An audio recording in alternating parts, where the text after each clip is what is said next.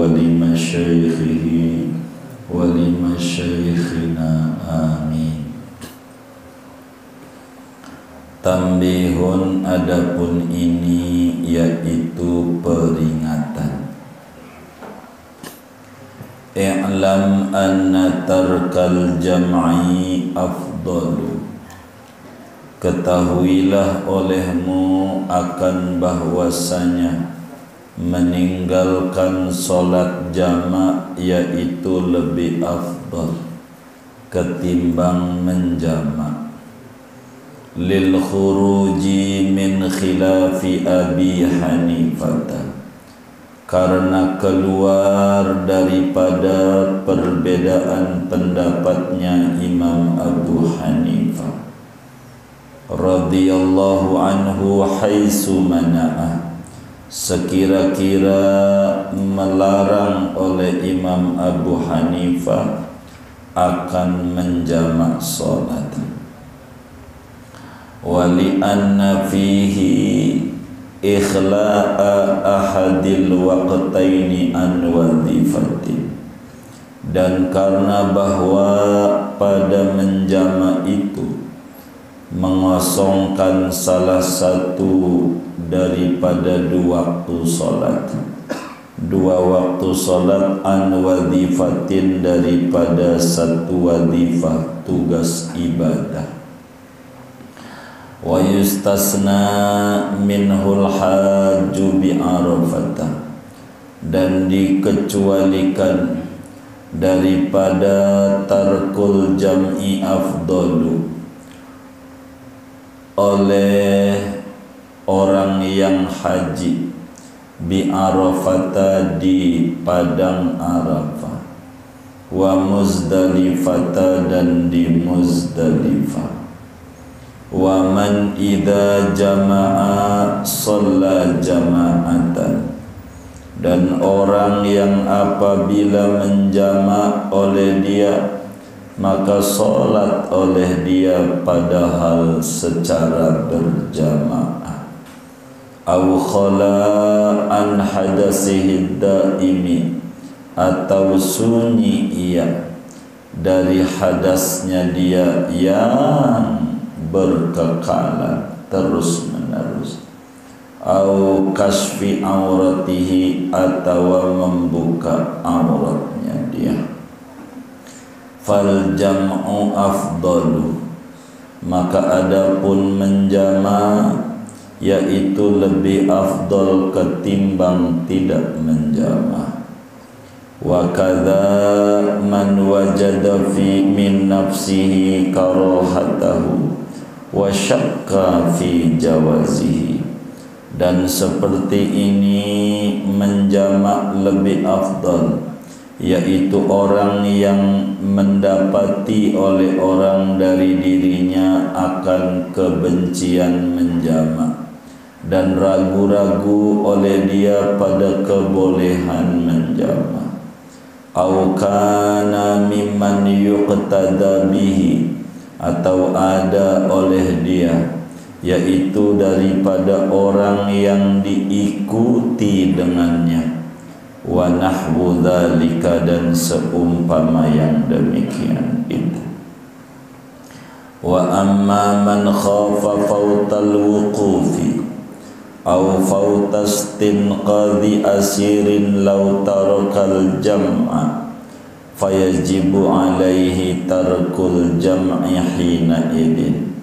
Adapun orang yang khawatir oleh orang akan luputnya wukuf di Arafah, atau luputnya menyelamatkan orang yang ditawan, andai meninggalkan oleh dia akan menjamak, fayajibu alaihi tarkul jam'i, maka wajib atasnya oleh meninggalkan jamak.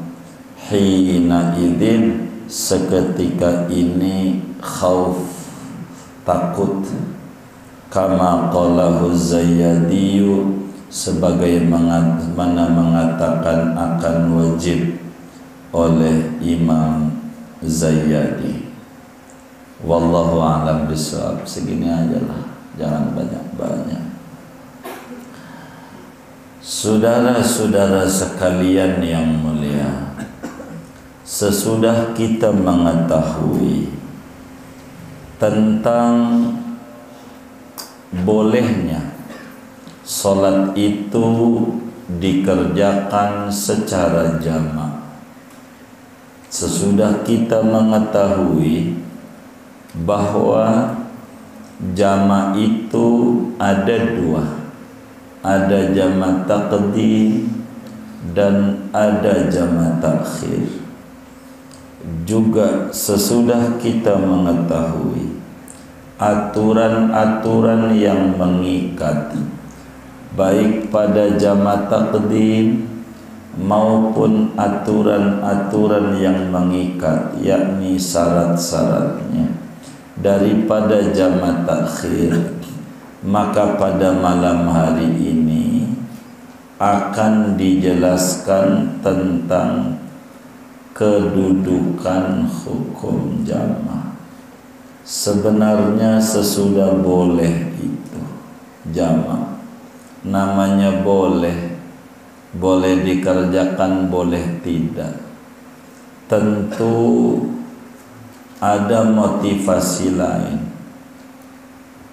Kalaulah kemudian kita ngambil boleh dikerjakan, ini ngerjainnya bagus ataukah tidak bagus?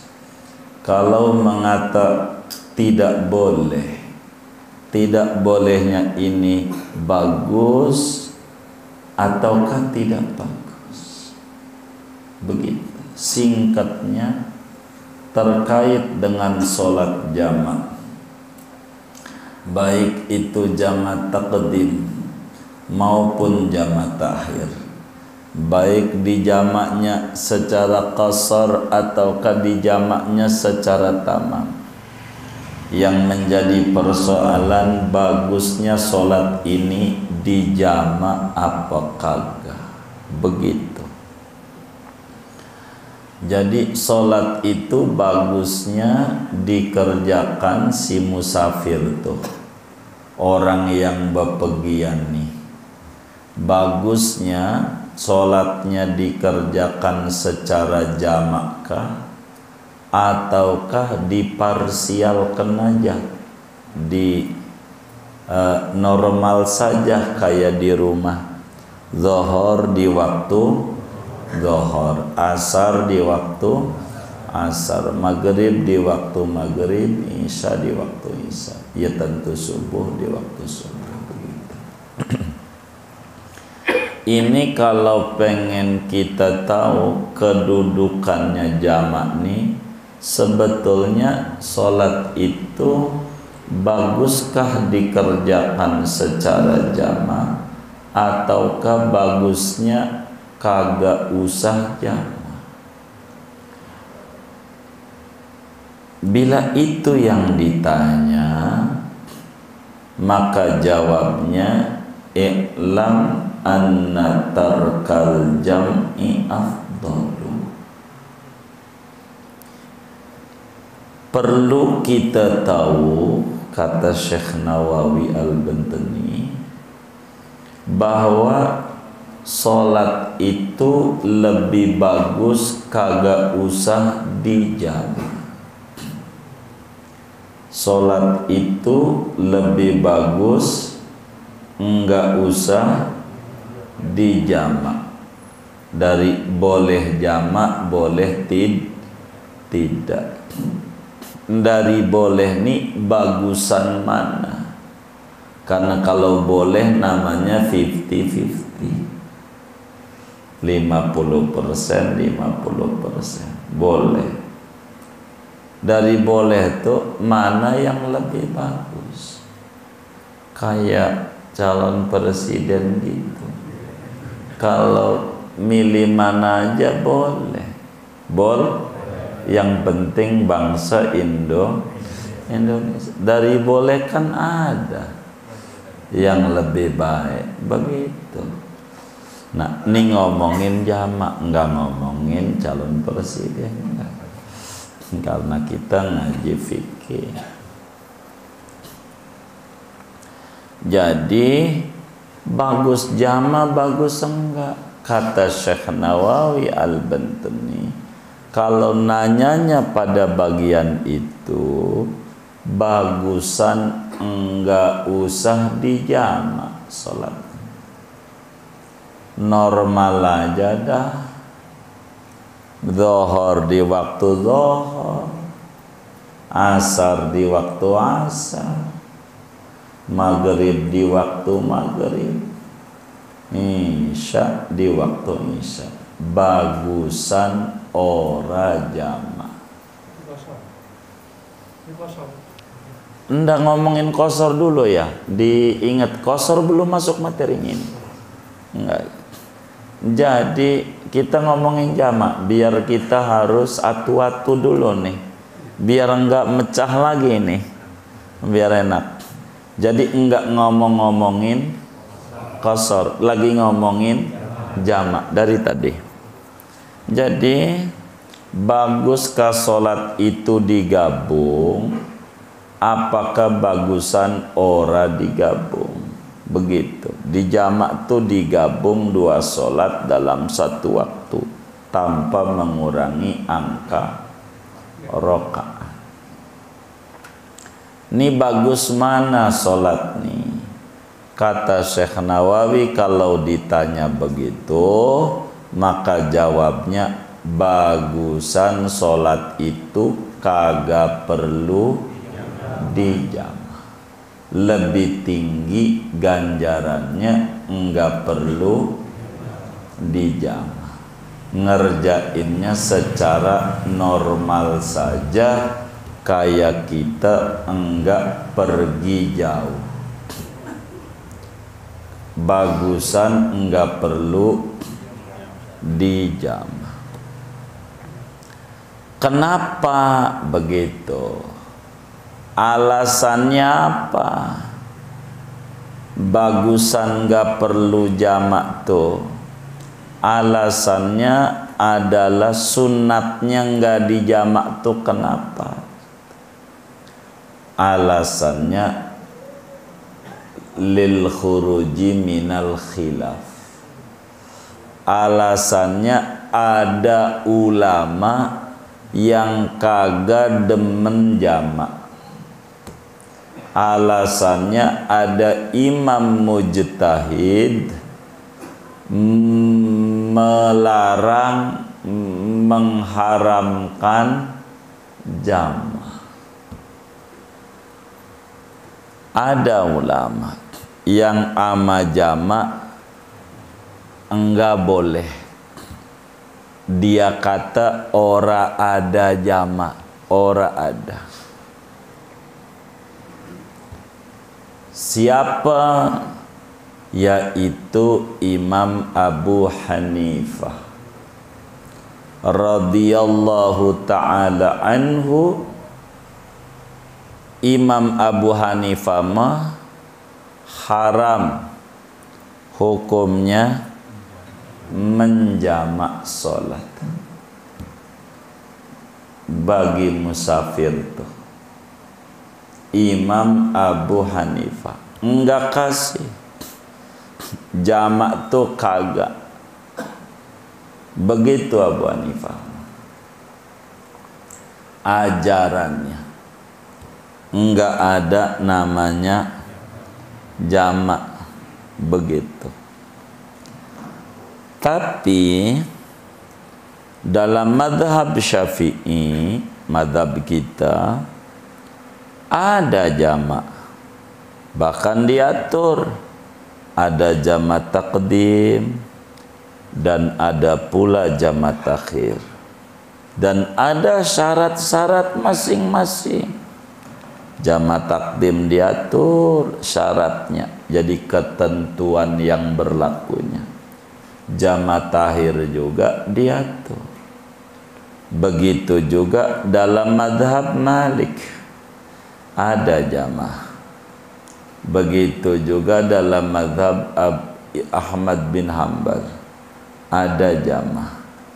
Tapi ada satu ulama dalam madhab Imam Abu Hanifah jamak tuh bagi musafir kagak boleh, enggak boleh, dilarang.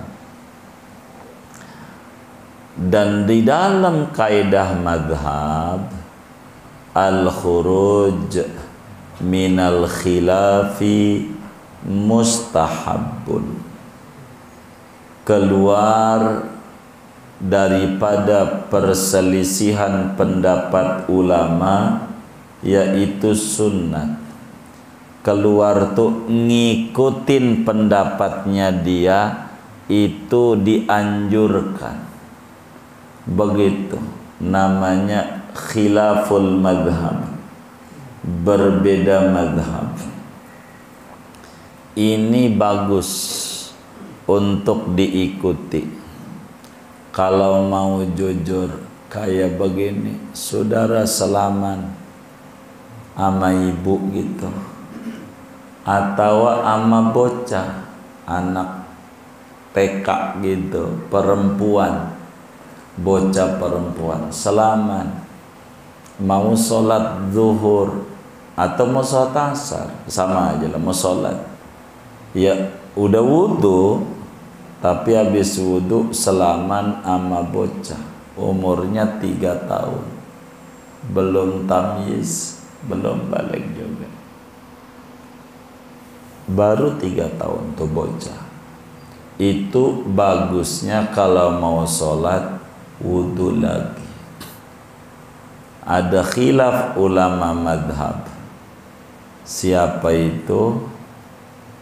Imam Dawud Dhahiri, aula mastumun nisa, atau anda menyentuh wadon, mau siapa ke wadonnya, mau ibu ke, mau anak ke, mau bocah kecil ke, pokoknya kalau wadon mah kalau salaman batal, kata Imam Dawud Dhahiri. Namanya khilaful madhab. Begitu saudara. Tentu tidak mutlak. Kaidah ini seperti dijelaskan di dalam Al-Asbah wan Nadhairnya, ada qaid-qaid diterangkan di sana. Enggak kemudian kaidah ini baku, tapi kaidah ini adalah umum. Tentu ada yang keluar-keluar. Oleh karena itu kalau ngomongin jamak, kalau ditanya bagus jamak, bagus kagak, jawabannya kagak. Kalau kagak, Imam Abu Hanifah juga iya, enggak jamak tuh, iya, cakep. Emang dia mah ngelarang. Imam Syafi'i, boleh. Jadi enggak jamak, iya enggak apa-apa. Imam Malik, enggak apa-apa. Gitu. Maka semua ulama mengiyakan. Kalau enggak jamak, iya enggak apa-apa. Iya enggak apa-apa. Kata Imam Ahmad, iya enggak apa-apa. Kata Imam Abu Hanifah, kudu. Bukan enggak apa-apa, kudu jangan jamak. Begitu. Bagusnya enggak jamak, bagusnya mulailah berontak hati kita.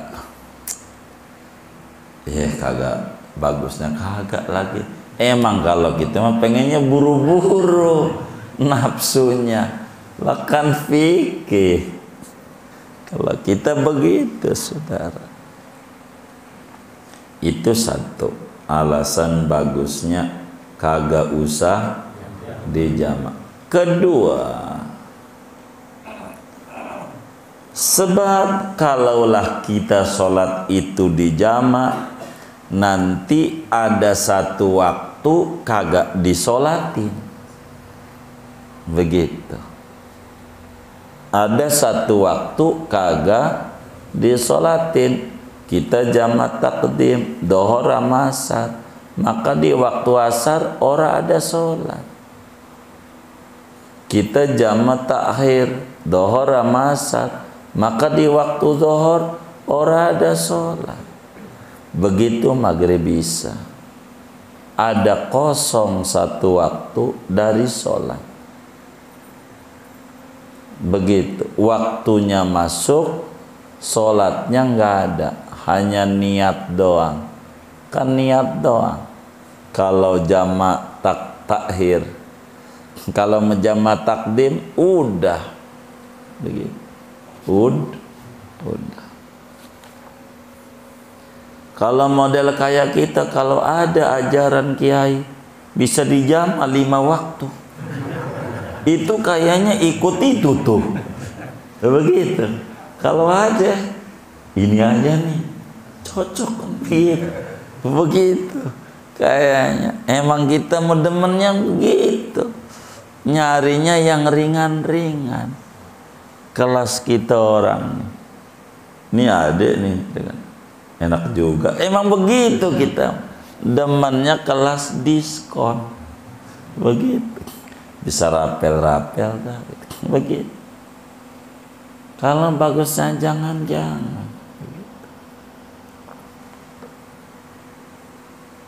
Jadi kalau ngomong jamak sunat enggak usah dijamak, untuk memperhatikan pendapat Abu Hanifah yang melarang jamak. Jadi sehingga ulama semuanya ngakuin begitu. Tapi saya mau ikut Imam Syafi'i aja dah. Iya boleh, kan udah tahu dari awal. Boleh jamak, boleh juga nggak jamak. Karena di awal udah ngajinya ya juzu. Boleh tuh mubah dikerjain, nggak ada ganjaran. Jamak nggak ada ganjaran, ditinggal nggak jamak nggak ada ganjaran. Untuk jamak dan tidaknya wong boleh begitu, boleh aja. Namun jadi jamak ini hukumnya banyak. Pertama boleh. Kedua tidak boleh, Abu Hanifah. Ketiga jamak ini sunat di jamak. Tuh, sunat di jamak. Artinya sunat di jamak, menjamak lebih tinggi dibanding tidak jamak. Tuh, ini ada faktor-faktor yang mendorong bisa lebih tingginya. Ada jamak yang lebih tinggi, artinya bagusan di jamak dibanding kagak jamak. Ada. Sebagaimana kita udah tahu bagusan enggak di jamak dibanding di jamak. Tapi ada di mana sholat itu lebih bagusan di jamak dibanding kagak jamak. Yang mana? Satu, orang yang wukuf di Arafah. Orang yang wukuf di Arafah tuh pada tanggal 9 Dzulhijjah itu bagusannya di jamak saja. Sholatnya bagusnya di jam. Kenapa? Karena ada ulama yang mengatakan wajib jamak. Kalau di Arafah ada ulama yang mengatakan wajib. Siapa? Imam Abu Hanifah.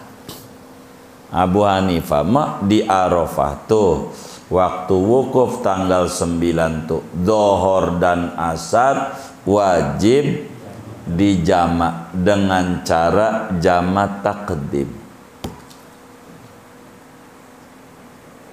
Wajib. Karena ada ulama yang wajibin, bagus ikutin, biar enggak direwelin. Semuanya diakomodir, semuanya diikuti.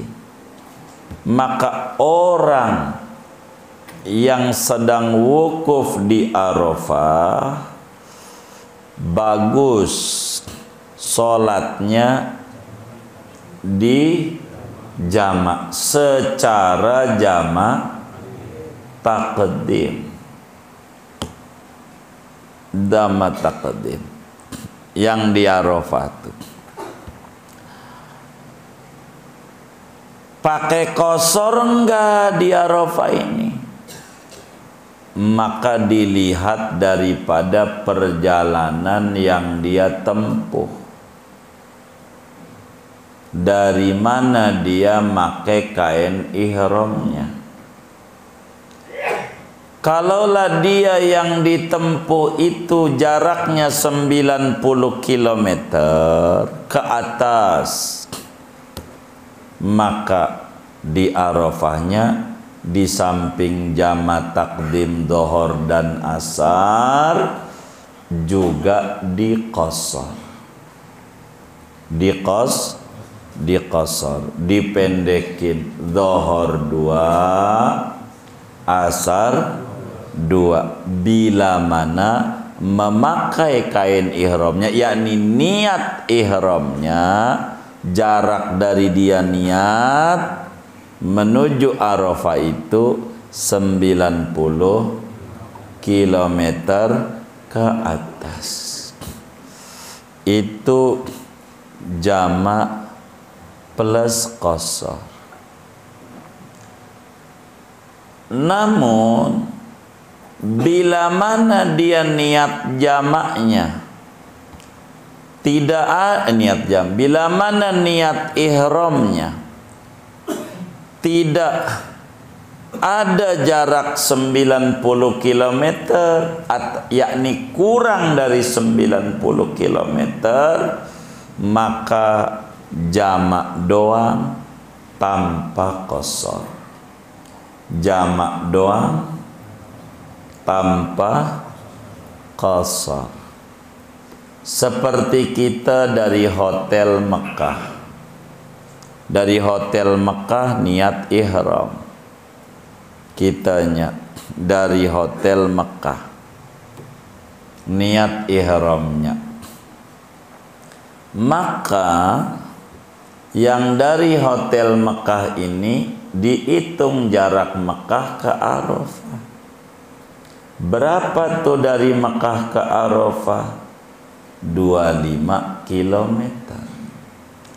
Oleh karena dari Mekah ke Arafah itu hanya 25 km, berarti kagak ada 90, kurang dari 90, maka sholatnya jama doang tanpa qasar.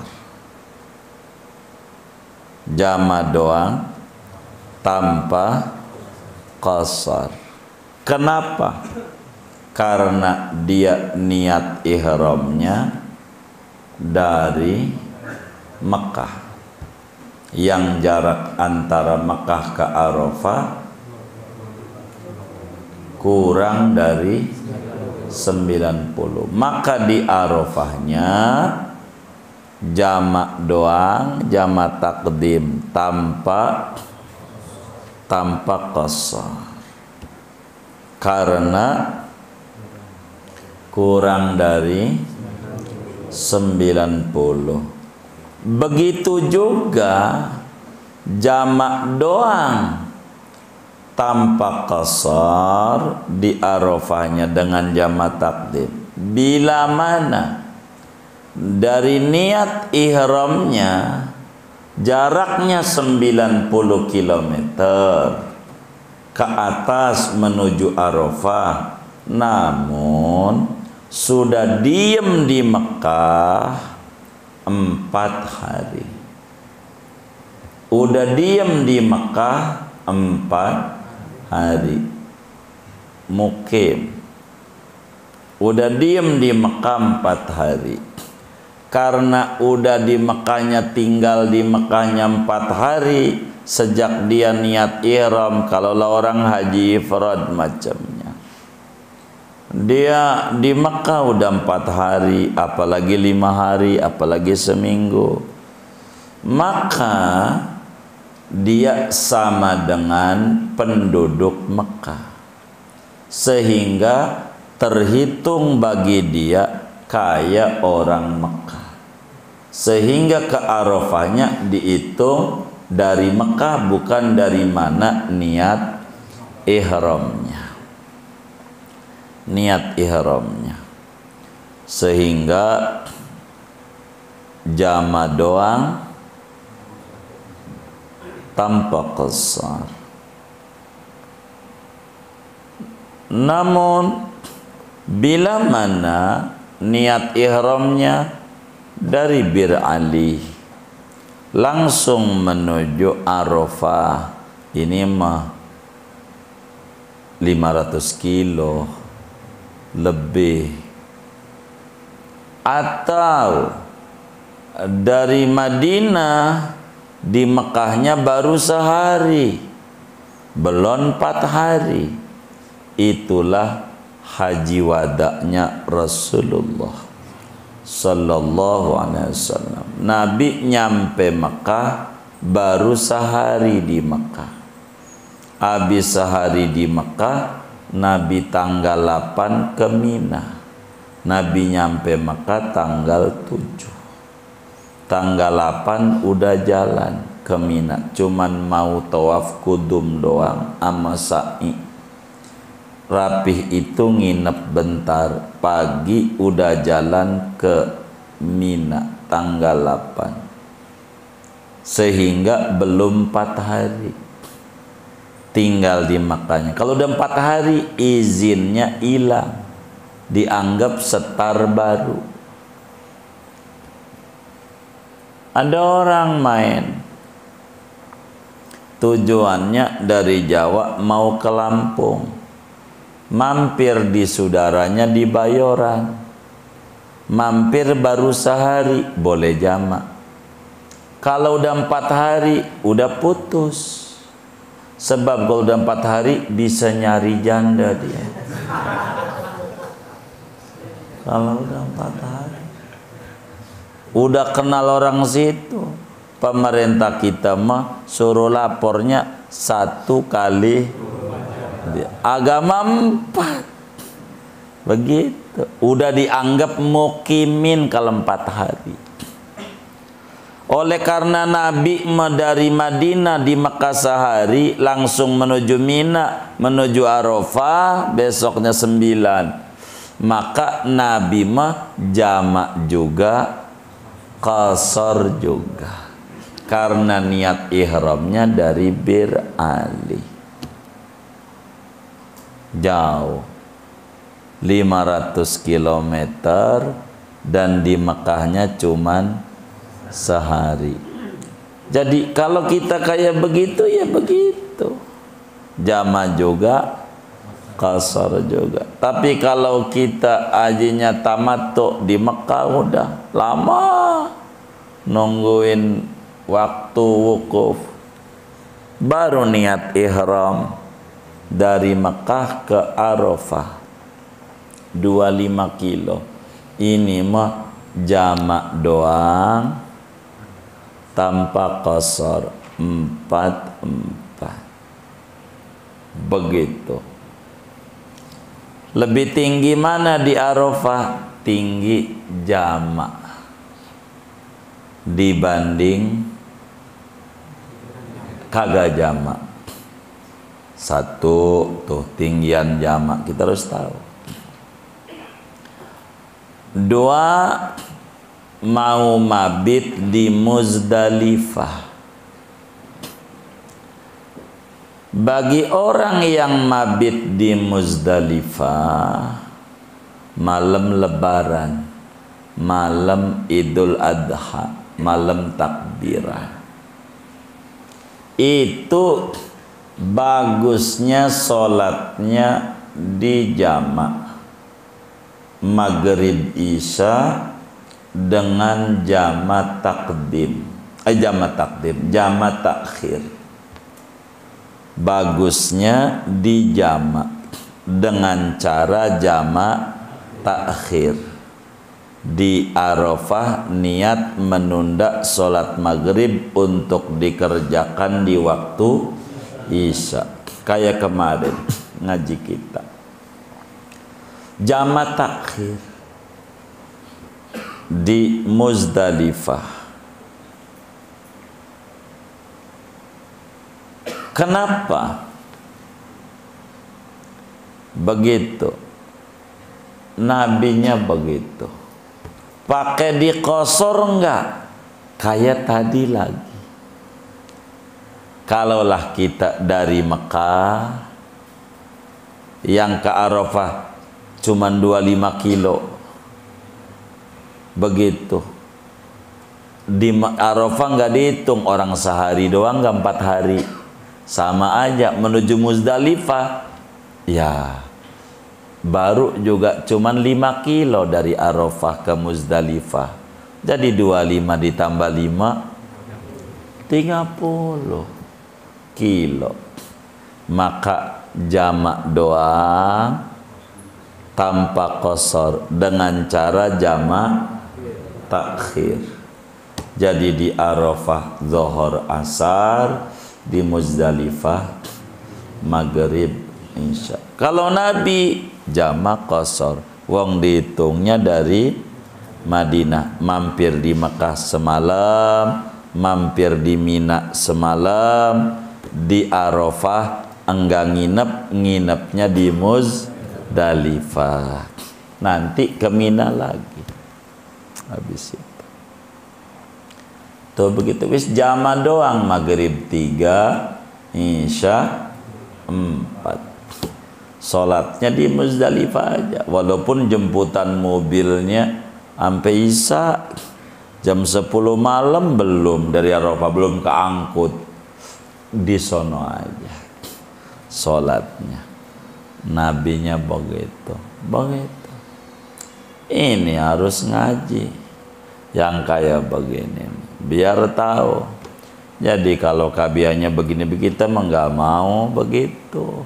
Wong kan harus ngaji. Ente kan urusannya KBIH, bukan KBIS, kelompok bimbingan ibadah sholat. Ente kan kagak. Ibadah haji bukan sholat.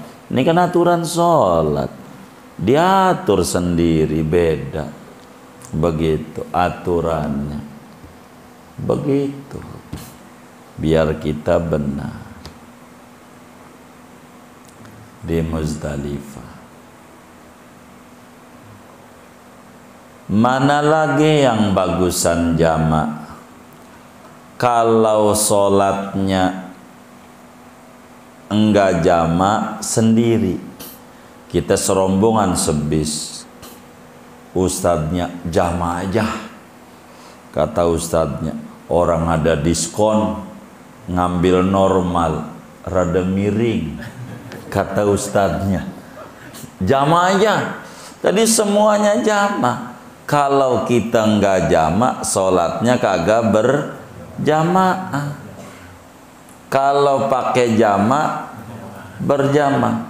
Udah demi berjamaah, maka bagus jamak sholatnya demi dapetin berjamaah dalam satu konvoi, satu rombongan.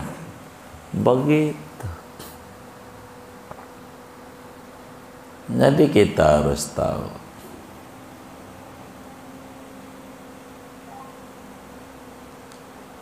Ketiga, bagus jamak bila mana kita akan sunyi dari hadas kita yang terus menerus. Kalau sholat ini di jamak, belum netes kencingnya. Ada orang kelepnya dol, pentilnya kencing mulu, netes mulu. Namanya kelepnya udah dol. kencing mulu. Ada yang kentut mulu. Atau istihadah gitu. Namanya hadasud daim. Hadas yang terus menerus. Kata kita, kalau sholatnya di jama, dohor ama asar ini kelar. Kita enggak netes. Kalau jam segini nih. Tapi kalau nanti di asar, ini enggak berhenti-berhenti ini. Jam aja. Begitu. Daripada ribet sholatnya. Kalau udah ngomongin kita daimul hadas, repot sholatnya. Dengan aturan yang begitu banyak. Begitu juga bakal ngebuka aurat kalau di asar. Udah repot dah. Sarung nggak ada. Adanya dohor doang. Gantian nama bini. Jama aja. Punya nyatu. Ini mah jangan dikata ente. Ini bagaimana ente sih? Sarung banyak. Ini ada orang yang nggak punya. Ada. Arung atu-atunya. Kalau dipakai laki, bininya telanjang. Dipakai bini, lakinya telanjang. Yang model begini, jama aja. Biar enggak ada sholat dalam keadaan telanjang. Begitu. Bila kasusnya begitu. Bila kasus ini, maka menjama lebih tinggi dibanding ora jama. Udah berapa tuh ya? 4. 5. Jama lebih tinggi kalau artinya gedek sama jama. Kalau artinya gedek sama jama, bagusan jama. Ngapain? Timbang dari sini Cirebon aja pakai jama-jama. Ente mau jama? Biar jangan nampe gedek sama ajaran Rasulullah. Kalau ente ini begitu. Bagi orang yang artinya jama aja dah, bagusan kagak. Melawan hawa nafsu lebih bagus. Kalau orang kata bagusan jama, artinya pengen jama. Bagusnya enggak jama. Nyari yang beratan. Kalau jama berat artinya, ngapain di jama?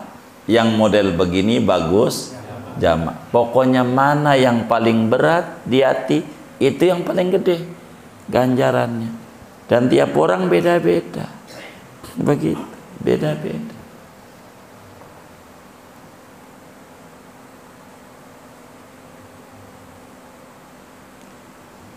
Mana lagi yang bagus jama? Ustad.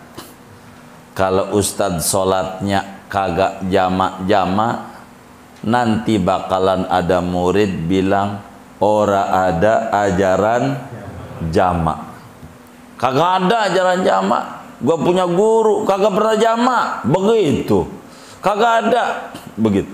Bakalan jadi ngingkari ajaran Rasulullah. Ini bahaya. Yang bakalan memunculkan begini. Bahaya. Begitu.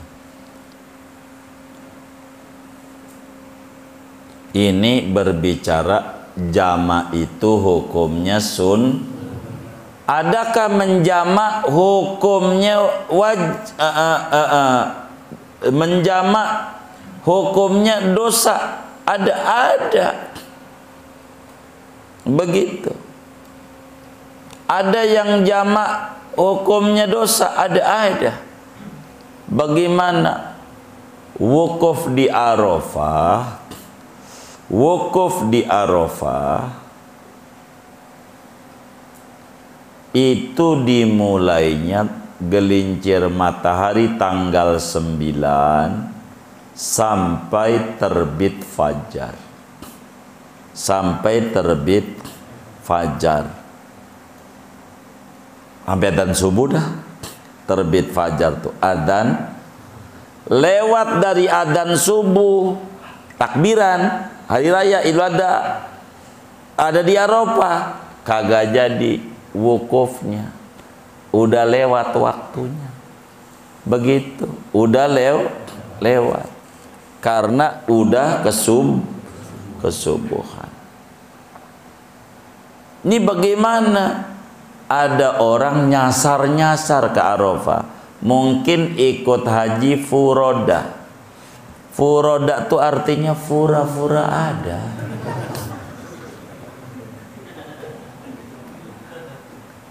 Keseringannya ora ada.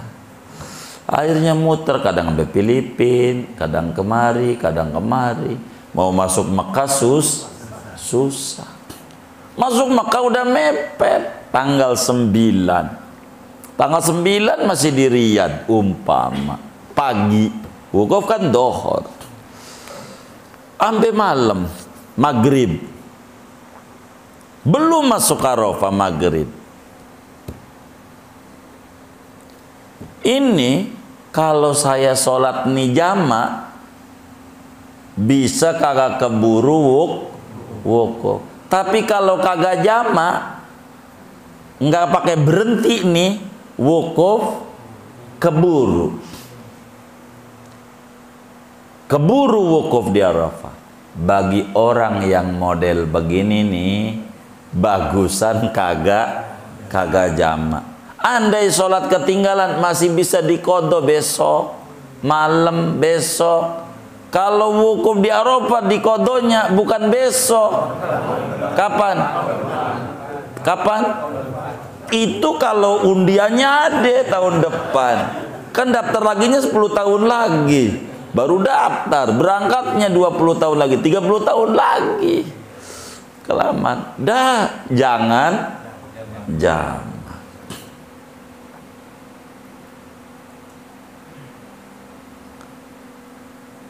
Haram jamaknya, haram karena menyebabkan luput wukuf. Begitu juga ada orang musafir, jadi kata dia, ya sholat emang sih boleh jamak, boleh juga enggak, tapi gue pengen jamak aja, diskon lumayan, mau jamak. Cuman kalau sholat jamak ada orang yang jatuh dari kapal laut, ini kalau kagak ditolongin modar nyawanya, mendem mati, tenggelam. Kalau jamak bisa, cuman bakal mati. Kalau enggak jamak keburu nolong, jangan jamak, tolongin. Begitu juga nyelamatin orang yang mau ditawan, mau ditangkap, mau kebakaran, apa aja. Maka hukum itu ketika beradu kayak begitu harus ditimbang. Kalau kita ngotot jamak, nih orang yang hanyut ini bakalan kalau jamak. Kalau kagak jamak keburu nolongin, maka agama tolongin dia wajib. Jamak mau cuman sunat buat dia, maka sunat lawan wajib nggak bisa, maka haram bagi dia menjamak karena menyebabkan nyawa orang hilang. Begitu, enggak tertolong. Jadi agama itu singkatnya enggak kaku, fleksibel, dilihat orangnya. Maka kayak jamaah pengantenan dilihat sebagai orang yang menjawab hukum. Boleh enggak jadi pengantenan tuh menjamak? Dilihat yang nanya orang kaya apa orang miskin. Kalau orang kaya kawin jam 11 sampai jam 1 rapi, ora boleh begitu. Kalau yang nanya kayaknya orang miskin, jamaah aja daripada ninggalin. Tuh hukum tuh fleksibel. Sama seperti fidyah puasa. Nih puasa difidyain kagak nih yang mati nih, Pak Ustadz? Difidyain apa kagak ini baba gua mati nih? Dilihat yang nanya. Orang miskin apa orang kaya?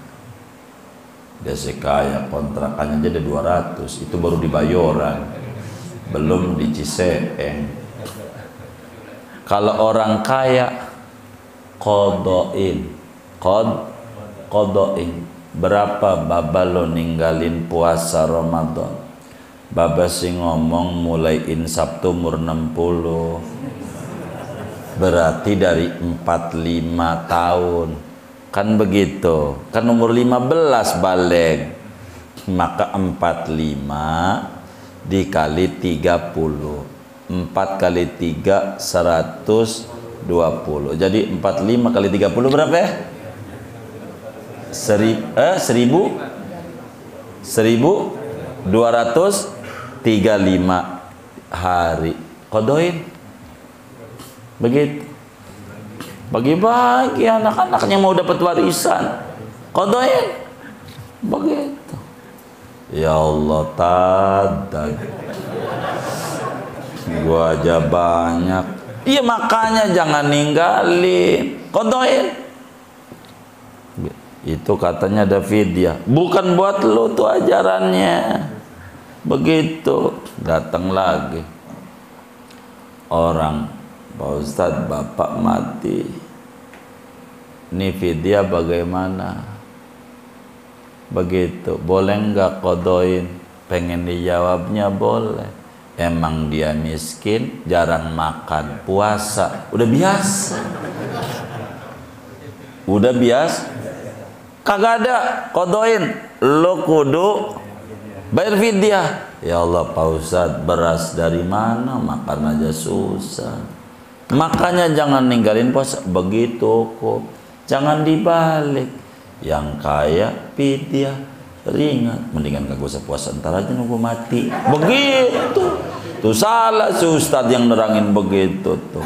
Harus paham ajarannya. Tapi ngaji ini saudara, saya ini jam 9 kudu ada di Marunda. Marunda tuh mana ya?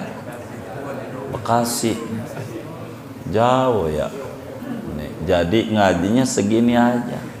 Pokoknya kalau gondok-gondok pengen nanya, kemis depan, saya kagak kasih. Begitu kalau peresianan, begitu. Jam 9 lah, ini tengah 9. Begitu, jadi ngajinya segini doang. Enggak ada tanya jawab, enggak mau, langsung doa aja. Enggak ada, nanti aja. Enggak ada, doa ya enggak ada.